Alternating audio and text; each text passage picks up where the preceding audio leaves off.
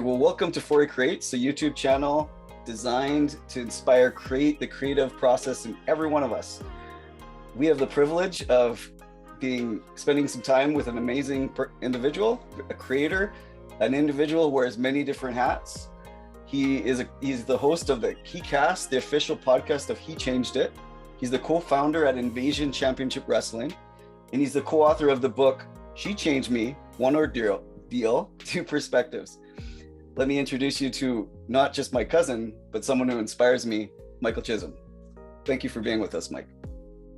Johnny, it's a pleasure to be here. I'm not sure about the accolades that you gave, if they're warranted or not, but I do appreciate you very much, and I appreciate your energy, and it's a pleasure to be here, and I'll help you in whatever endeavors that you're doing, my friend.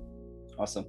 So let's just start off getting to know you. You refer to yourself as a puzzle, and so let's investigate that and try to put this puzzle together before the end of the interview. So let's start off with a few fun crowd breaker questions just to get to know you. So, sure. What is your favorite movie? My favorite movie, I've got to asterisk that because I have so many different favorite movies. The Star Wars saga, though, is probably my most, the thing that impacted me the most. And out of all of those Star Wars movies, it used to be The Empire Strikes Back, but now it's called a movie called Rogue One, A Star Wars Story would be my favorite. That would probably be my favorite movie of all time. Awesome. I had a feeling you were a Star Wars buff. Gigantic. That's kind of cheating, being your family member. So I have some Star Wars that is permanently inked on my body. So okay, there you go. You got everybody beat with that one. Well, not everybody, but a few of us. So, who is your favorite actor or actress or actor? Yeah, this one here is another rotating one. I think at this point here, if I'm gonna go, kind of classic. Whenever I was asked the question, growing up in my 20s and 30s, if you could be any animal, what would you be? I always said I would be Johnny Depp. I like Johnny Depp a lot. But I mean, there's a huge list to that. And then for actresses, I think I got to go with America's sweetheart, Julia Roberts. I adore her. She is just, I love watching her. She has a charisma that is not of this world. So I would say Julia. Okay, so let's go to favorite superhero. Yeah, again, that's a real tough one. But I'm going to choose, the original Captain Marvel, the big red cheese, Shazam. He is, Shazam, when I was a kid, captured my imagination. The idea that, a well-meaning kid with a good heart, who I always tried to look at myself as, could say one word and suddenly was turned into a superhero that essentially had the same powers as Superman, but yet still had that personality was still present, that whimsical childlike wonder, which is something that I still at 45 years old still strive to have, but yet the powers of a superhero, that captured my imagination. So Shazam is probably begrudgingly going to be the one. If I have to pick one, it's probably going to be him. Favorite cartoon? Yeah, that's a tough one. I'm gonna go Simpsons from a longevity standpoint. I love the Simpsons, always have, and talk about a culture shifting series. Decades old. So yeah, but again, I do love a lot of animation. I know Rick and Morty is one that is gonna get up there for me, but I haven't watched very much of it. That's like a gift that I'm waiting to open. So let's go with the Simpsons. Your brother Greg likes Simpsons too, doesn't he? Did you guys watch that as a grown up together? Yeah, we did, especially when up here in Canada, there's a network called Teletoon that showed up. When Teletoon showed up, they would go and have like 3 or 4 different Simpsons in a row, and my brother and I would watch those together. In the late 90s, and yeah, my brother has a huge love for the Simpsons. He's a great artist too. I'm following him on Instagram. He's an amazing artist. Yeah, I've got some of his art here. This is my home office here. I've got some of his art. I love your setup. I love all your collectibles. We'll get into that a little bit later too. Ask you some questions about that. But sure. Okay, awesome. And let's wrap it up with who's your favorite. Oh, actually, it'll be 2 questions that I'm going to stick together. So who's Right. your favorite writer and what's your favorite book? That one there is a tough one. We gotta go fiction and nonfiction on that, because I love personal development books and philosophy books and things like that. So, but if you're gonna go ffiction, you know, that answer changes a lot.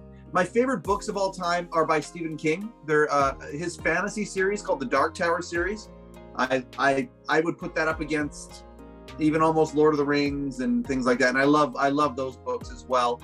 But the Dark Tower series is just absolutely phenomenal. I love it so much.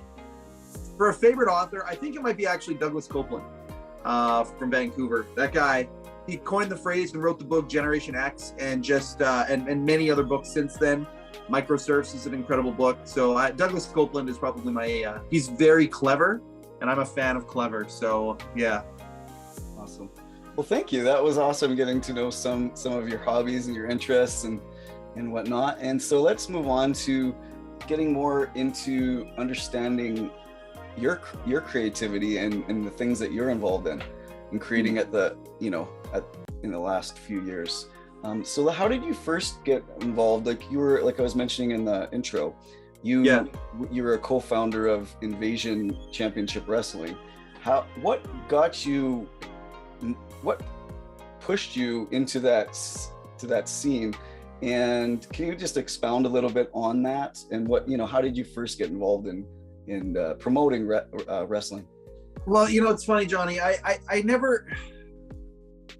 know what you're doing in this show and all of that stuff. I never viewed myself as a creator.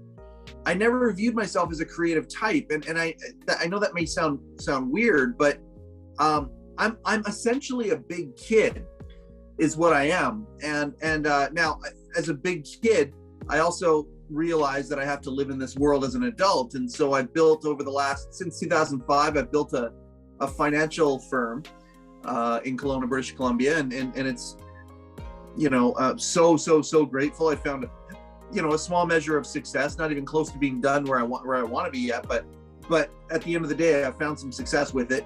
And I've always been the type that I believe that the community around you is something that it's important to give back to the community. It's important to contribute to the community around you, and not just exist in it.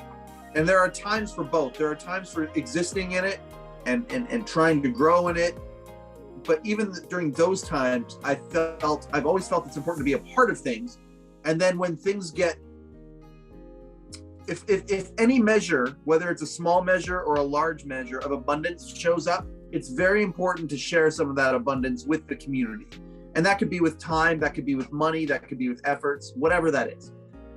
The wrestling, and I do realize I am a creative, because I don't know anybody else who's got a wrestling promotion. I don't know any, other than some of the guys who have advised me along the way in different regions of the world. I don't know anybody else who has a pro wrestling promotion, really. So I do realize that I am a creative, but it's happened organically. Okay, so as my business kind of got bigger and better and whatnot, and I'm a bit of a different duck. I'm a large child, like I said. Most of my contemporaries in the financial services business, if they're going to give back to their community, they do so like with the golf tournament or a walk. And I mean, no offense to any of those things. Those are what some people like to do. I put on a wrestling event, and with my partners, we built a business model. We treated it like a business, where we would bring in like an X or a WWE legend. We've worked with some of the biggest wrestlers of all time, and bring them here to Kelowna, and then supplement the rest of the show with really good independent wrestling talent. We treated it like a business. We were in the black before one ticket was sold, and then we took all of the proceeds, the net proceeds, and we donated it to charity. And people thought we were crazy. They thought we were absolutely nuts. But in 2013, in October of 2013, we had a gentleman by the name of Brutus the Barber Beefcake come here. I love the alliteration. And he came here, and we defied many of the naysayers. Naysayers are, I love proving people wrong, man. There's a lot of people. I'm a firm believer that losers focus on winners and winners focus on winning. And we just kept our eye on the prize and focused on winning. And we, one night in October in 2013, we raised $15,000 in one night for the BC Children's Hospital. That's awesome. And suddenly we had all these wrestling fans saying, hey, when's the next event? And it occurred to us that we would have another event. And so it sort of evolved, and we started doing it twice a year, and we did it in 2 cities on a Friday night and a Saturday night. And over those years, we've raised over $250,000 for local charities. And so it's been a lot of fun to do that. And certainly creativity has been a paramount asset in what we have done and how we've done it. So there's my long-winded, I apologize for if you get some viewers or listeners here, you're in for you've got a guest here who's very long-winded. So I apologize for that, but I hope that answers the question. Oh no, we don't have a problem with that. It's very interesting listening to people, to people's stories and journeys. So, not to, exhaust the conversation of pro wrestling. No. I have to ask you though, I'm curious, you met all these big personalities. Who was one of your favorite, or not even just favorite, but who was like, whoa, I wasn't expecting this individual to be so amazing and so cool? Well, okay, here's the thing. I've manifested a lot of cool shit in my life. Like I just have. I'm so blessed and I'm so grateful for the experiences that I've ever had. Whenever I get into something, I get into it big time. Whether it's music, whether it's collecting things that I like collecting, whether it's so I've met a lot of people I look up to, I've met many of my favorite musical artists or actors or people in the business world. And I'll tell you this, they say don't meet your heroes because they're going to let you down. And I'll tell you this, and I've seen that. I understand where people would say that to a certain degree. There's a wrestler by the name of Mick Foley. And I've since become friends with Mick. And it's such a weird, beautiful pleasure to be even able to say that and talk about. I've had multiple experiences with him, conversations on the phone, texting back and forth for hours at certain times. And I don't connect with him that often. He's a very, very busy guy because he's an extremely famous guy. But as nice of a man as the day is long, like he is just an absolute gem. And he's a man I count as an influence. There's a guy who has taken some success and he has used it to give back over and over and over again. And not just publicly, but when people aren't looking, when nobody sees it. I have seen him change people's lives, and in many different ways. So yeah, Mick is a guy that I would put at kind of the top of that list. Phenomenal human being and a pro wrestler that he can take a crowd and massage them almost like a sculptor with clay. He can take a crowd of 1,000 people and he can take their emotions up and down. And it's just, he's a maestro to watch him work. Master psychologist, Mick Foley would be the top of that list. And all the younger brothers can thank him for all the socks that their older brothers would stick in their mouths. Oh my. Yeah, in my collection here, I've got a sock, Mr. Socko, that he used in a main event of one of our shows, and it's still got a little blood on it from the victim of it, and I got it over there in my collection there. That's so cool. Okay, awesome.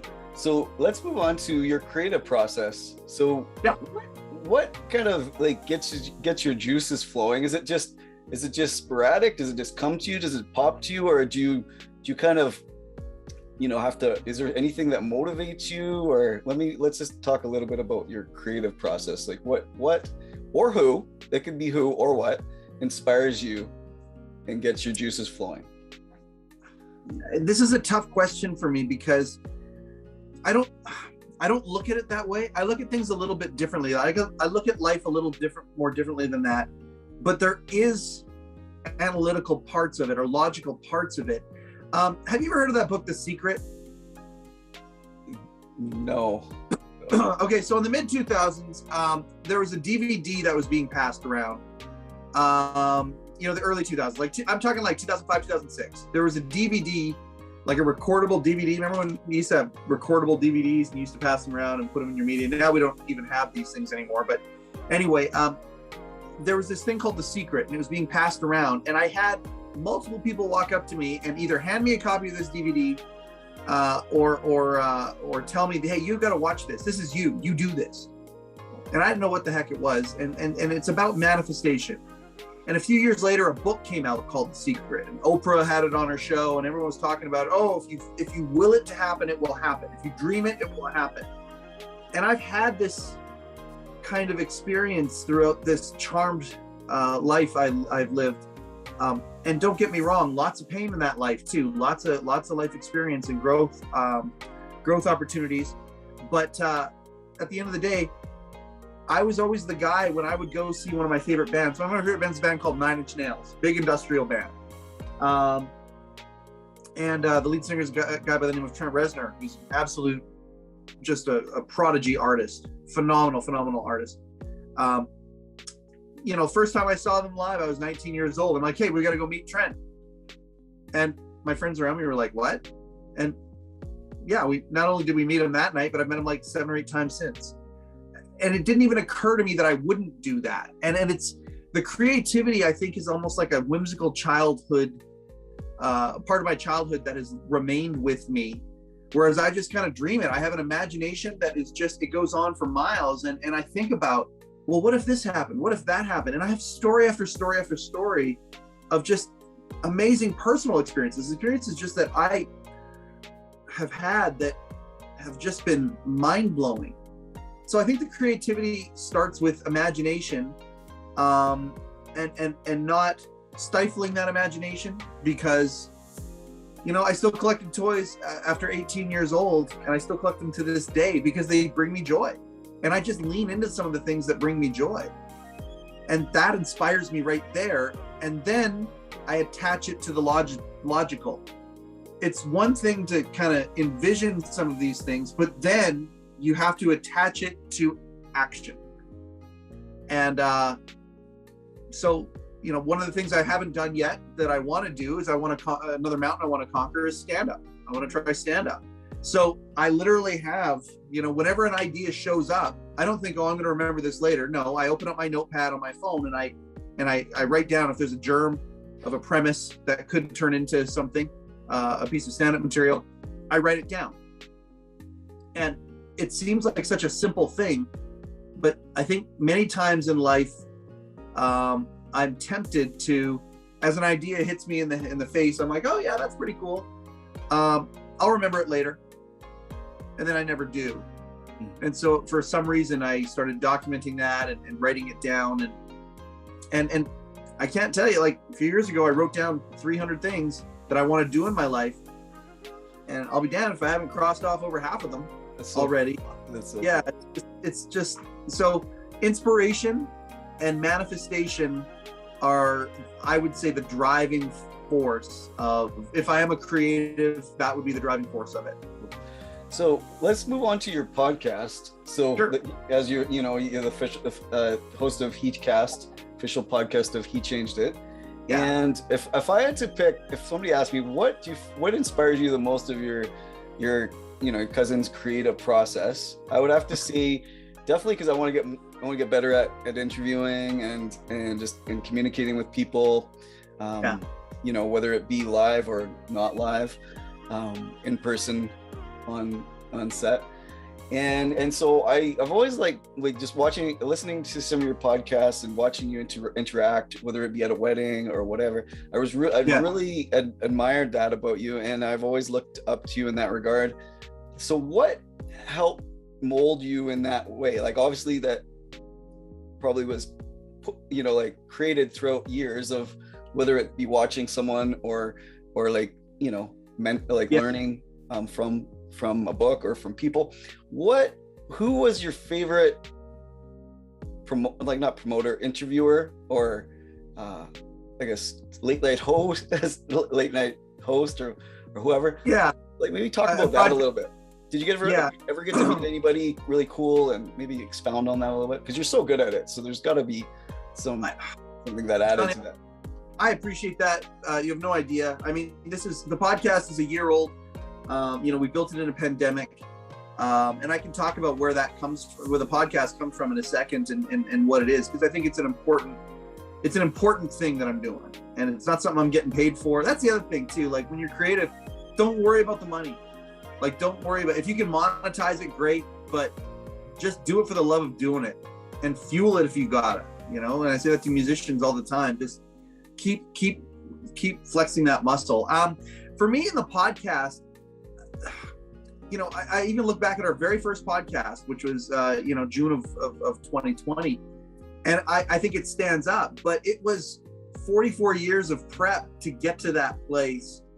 Broadcasters. I mean, I've got a through line of broadcasters. My ultimate broadcast, legend, idol, who I admire is David Letterman. I'm a huge David Letterman fan. But I mean, when I was a little kid, I didn't like Sesame Street as much as I liked Mr. Rogers. I loved Mr. Rogers. He would talk to children and talk to the camera, but knowing that his audience, the vast majority of his audience were children, he would talk to children in long form.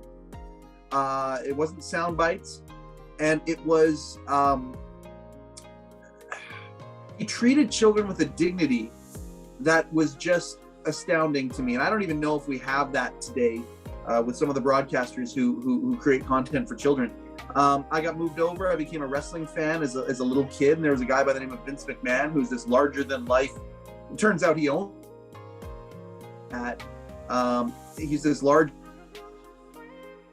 in Canada. So, you got Bob Cole and guys like that who I would listen to. I'd listen to these broadcasters, and for whatever reason, they made impressions on me. And then as I got older, I became a Kevin Smith fan, and there would be lots of opportunities to hear him speak. And then David Letterman. I've loved David Letterman for 30 years. And then now it's Joe Rogan. And yeah, I had a really, really awesome experience with David Letterman a few years ago, that if ever we do a podcast when it comes to manifesting or anything like that, I can talk about the whole story. But awesome. Not only did I meet him, but the moment where I met him, it was captured by a New York Times Pulitzer Prize winning photographer. I got this beautiful black and white picture of me and Dave, and just, yeah. I mean, I think all those really, God, it sounds almost pathetic to say this, but probably tens of thousands of hours listening to these guys has molded. And I love conversation. I don't know. I don't know if that's a human thing or if that's a mic thing or something in between, but I just love conversation. I love long form conversation. That's why I love Joe Rogan right now so much. I mean, when he does a podcast, it's 3 hours long. Yeah. He'll have a politician on there or something like that. And you really get to know people. And we live in a world with such polarization right now. And part of that is because we also live in a world of sound bites. And I think we've become less polarized when we can actually give each other space and give each other respect and give each other dignity in talking about what it is that our point of view is coming from. And so, broadcasters have always, especially ones that get my attention, whether they're entertaining or they're clever, they're a little bit different, they're outside the box. I really appreciate people like that. That's so cool. Awesome. So let's talk right now, and maybe your book might kind of about to be go more into also the concept of the podcast too, because I think there's some links in between the two. And Candace and you and Candace, the other co-author.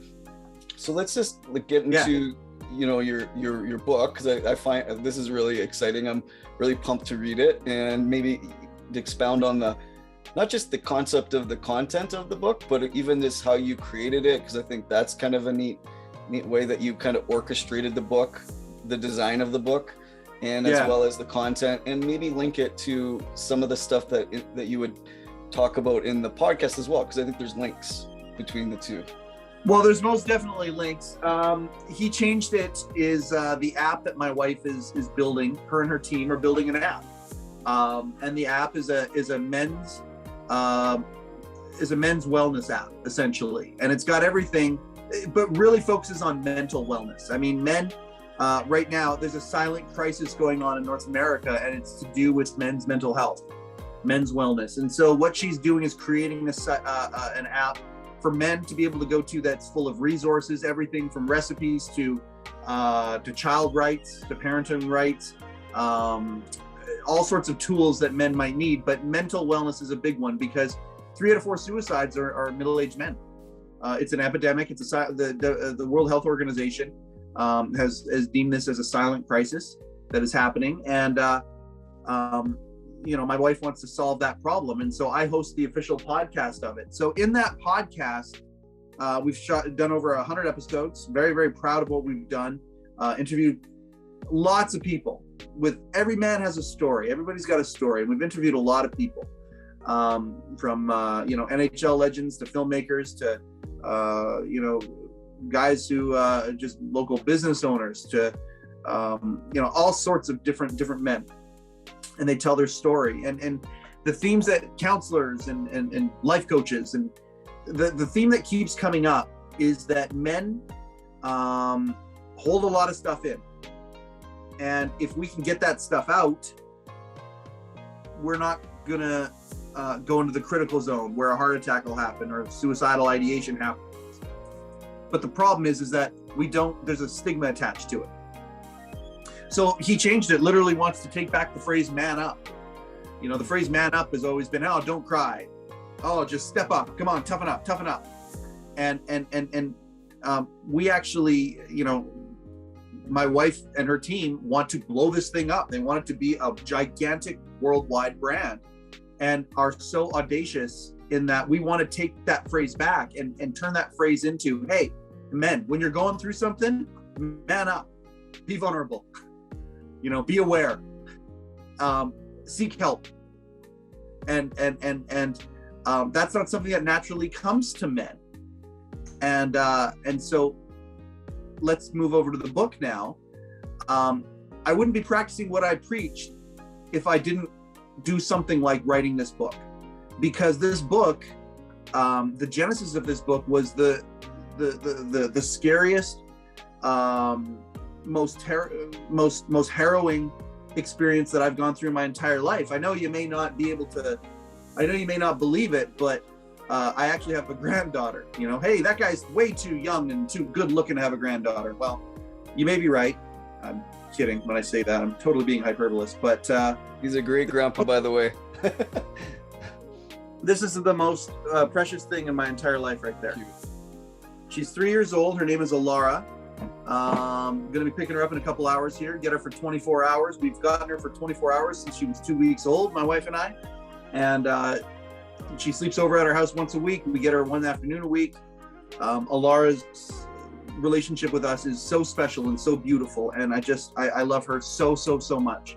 I would do anything for her. I'd walk through fire for her. And I can say that because, it's sometimes you can say things like that, but I bet it's actually happened in our life. So can I talk about the story? Yes, please do. Yeah, I appreciate that. When Alara was 18 months ago, so this would have been back in December of 2019, on Christmas Eve, we were at our local hospital on Christmas Eve, and we found out that Alara had a tumor the size of my fist behind her tailbone. And I mean, you want to talk about getting the wind knocked out of you and suddenly realizing what's important in life. There's a moment that'll do that. And all of the priorities that were quote unquote important to me were realigned. And I mean, 2 days later, Christmas happens and Boxing Day, we're in Vancouver at BC Children's Hospital. Ironically, that's the place we raised a bunch of that money for. And I mean, we went through this experience that lasted 4 months and included a surgery, included 4 chemotherapy treatments, and being down in Vancouver, my wife and I, my stepson and daughter-in-law, I mean, they got to stay at Ronald McDonald House. They got to stay down there, and my wife and I we didn't even talk about it. We just knew that we were going to be there. We didn't know how we were going to do it, but we were going to be there. And so we uprooted everything and we went down to Vancouver for 5 months, strangers in a strange land, had to run our household financially here, couldn't do anything professionally. because I was down there the whole time. So I missed, I'm in the finance business, missed an RSP season, which is usually, $50,000 to $70,000 of income, missed that completely. And just had to figure it out and rely on faith that it was all going to work out, because it was expensive to live down there too. Whole thing costs about $50,000, $60,000, no problem. And it figured itself out, and we were down there every step of the way. And if you would have told me in December, hey, Mike, guess what? If you would have told me December 1st, right? We found out on Christmas Eve. If you would have told me December 1st, hey, Mike, there's going to be an opportunity for you to spend 5 months and see Alara every single day. And you're going to spend so much time with her, it's not even funny. I would have signed any contract and said, yep, let's make that happen. I can't believe it. But sometimes the blessing comes like a kick in the teeth. And so for the next 5 months, I got to see Alara every single day. And she's an 18-month-old. They handle sickness different than adults do. We're wusses. We're wusses compared to these kids, man. Oh my God. I've never been as inspired as seeing these kids at BC Children's Hospital. And Alara she got poked and prodded and it was hard, but it was harder on the adults than it was her. And she's okay now. I showed you the picture. She's great. She's cancer free. She's not even immune compromised. So this is where it leads to the book. I'm a believer that, if life gives you the lemons, you make the lemonade, right? You got to do it. And if you don't make the lemonade, I think that you're not doing yourself or the world a favor. And so, we could have just journaled this stuff, but we had a friend of ours who's an editor, saw some of our social media posts, and she saw Candace, my wife, some of the things she would say, and she saw some of the things I would say. And to both of us, she would say, you know what, you guys are pretty eloquent and raw in what you're doing here. This would make a neat book to kind of talk about adversity and lessons learned, because we learned it. I'll tell you this, you go through that, you learn a lot of fucking lessons, man. Like you learn a lot. And so here's what we did.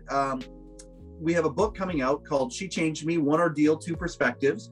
And if you look at the book, it's like a regular book, right? You look at the cover, She Changed Me, One Ordeal, Two Perspectives by Candace Chisholm, my wife.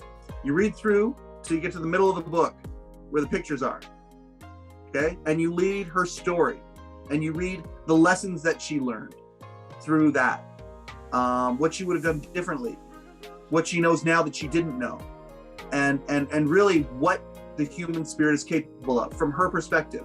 If you flip the book, another cover, She Changed Me, One Ordeal, Two Perspectives by Mike Chisholm. And now it's my story. And it goes through to the middle of the book. And I'll tell you this, it's about to go to print. We're about to print the book. Candace and I just read our stories this week. So she hadn't read mine and I hadn't read hers. And then we've now written introductions for each other's stories. And let me tell you, they knocked it was so cool reading Candy's perspective finally, reading the final version of her story and mine. And it's so interesting how they complement each other. They don't really contradict each other, but they come at the same situations from different angles. And it's very, very interesting reading the stories. And I mean, I've had a lot of emotion come through me this week because I read hers. And of course, I've been tinkering with mine for the last couple months. So anyway, that comes out in November. We're extremely proud of it. And the way that it attaches itself to He Changed is this. Look, if some people are able to read the book and get some use out of it, oh my goodness, phenomenal. But it was already worth doing. It was worth doing because I actually got that shit out of me. Yeah. And I mean, my mental wellness is in such a better place than it would have been had I not gone through that exercise of writing that book. And for those who are listening to this, when you're going through stuff, I mean, you don't have to write a book, but get it out somehow. Whether it's talking to a friend, He Changed It. It's this place where it's a community where men can go anonymously and they can just kind of bat things back and forth with each other, men only. And, maybe it's something like that. Maybe it's, talking to a friend. Maybe it's talking to a spiritual advisor or something like that, but get it out. Do something to get it out. Life coach, reading a book, being proactive, journaling, all these things. I just want to say that to the men out there who are listening to this. Don't let stuff fester. Don't take the old version of man up and stifle that stuff down. It will come out later. I'm seeing it happen with my friends in their mid-40s right now. I'm seeing it happen. So yeah, I'll get off my soapbox and stop preaching right now. No, that's awesome. That's so interesting, and I'm super excited. I'm glad you mentioned when it's coming out. I'm super excited to read it, and Thanks, just man. to get that perspective from getting to your minds, because I'd see all these, and they were inspiring. Like, you said your granddaughter inspired you. She inspired so many different people that were following this story with her journey, and the ups and the downs and the thoughts and the prayers and everything going out to you guys, and the good energy going out to you guys. Yeah. And seeing her conquer this, and the team behind her. But you could see, it almost seemed like this little girl was leading the pack, and like you were saying, it totally makes sense now, because I was getting that vibe of her, like she's just, everybody's being around her and change, like just motivated through her. And so that's so cool. So I'm excited. And what I might do is buy a couple copies, one for me and then one for the class, and maybe share it for those who can afford it. Support the book and buy it. For maybe those who can't, maybe I'll share a couple with a couple people and pass around a little. I appreciate that. And there's two things that come to mind when you say that. One of them, I'm going to get to. I'll get to the one that brings us back to something we talked about earlier in a minute. But the first one is we're selling the book for $24.95.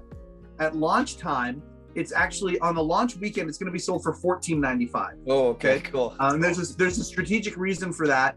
The number one reason, though, other than the little bit of the strategy in what our publisher is doing for us, the number one reason is we want people in our life to get the book cheap. And we're not going to be giving any copies away to anybody, because proceeds from the book are going to go to the Michael and Candace Foundation, which has raised over $25 million and literally put Vancouver on the map when it comes to cancer research.